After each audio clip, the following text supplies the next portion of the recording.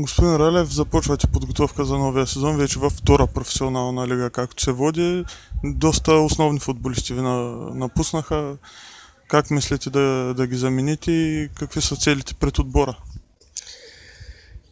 Заминаха 4 човека в Нефтохимик. Това не трябва да напритеснява. Мисля, че 3 години, откато сме започнали, сме се справили и сега също ще направим добър отбор, който мисля, че пак ще има добро ниво в Б група. През този период ще вземем 6-7 човека, някои на проби, с други директно ще подпишеме. Целите, както винаги при нас, са високи. Победа в всеки матч и колкото може по-напред в класирането. Футболистите, които ги взимаме, ще бъдат по-млади, така че ще подмладиме отбора.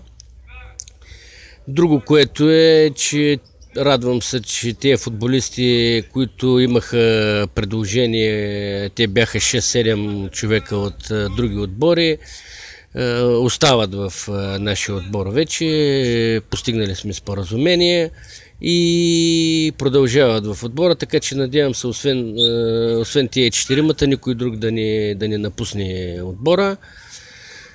Надявам се също да попаднем на добри попълнения, които да имат желанието както те да се развиват, така и ние и отбора да се развива с тях. Друго... Кои са до момента сигурните нови попълнения и откъде идват? Сигурните нови попълнения са Илиян Шарденов от Созопол, който игра, Мирослав Коев, Никола Мицански от Спартак Плевен, Димитър Илиев вратар. Това са новите, с които сме подписали договори. Няколко човека имаме, които искаме тук до края на седмицата да ги видиме и евентуално, ако ги одобрим, ще им предложим договори и ще ги вземем на подготовката в Смолян. Кмета на Поморие Иван Алексиев разкри, че към Малино Рачев също е имало оферта. Как успяхте него да задържите?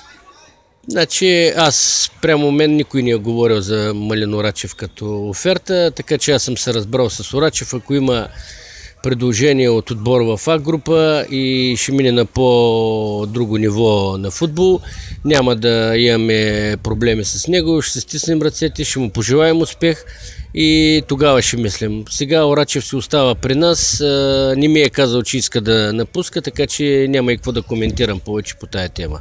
Доста спекулира и с името на Георги Чиликов. През новия сезон ще има ли той място под каквато и да било форма в Поморие? И с Чиликов нито сме говорили. Тогава беше една ситуация, в която Орачев беше наказан. Ползвахме го, благодарни сме, че ни помогна в рамките на 1 месец, но оттам нататък други разговори не сме провеждали.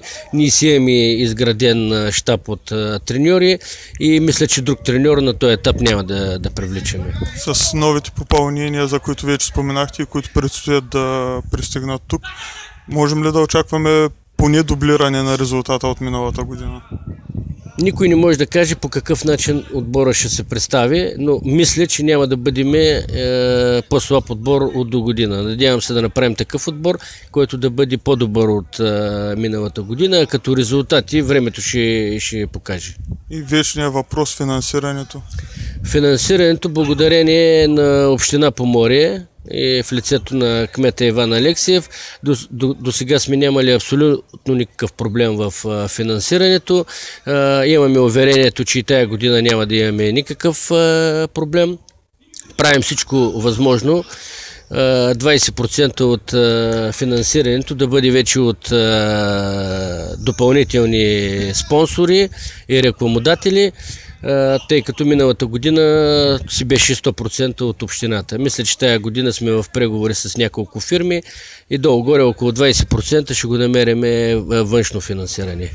Благодаря. Благодаря и аз.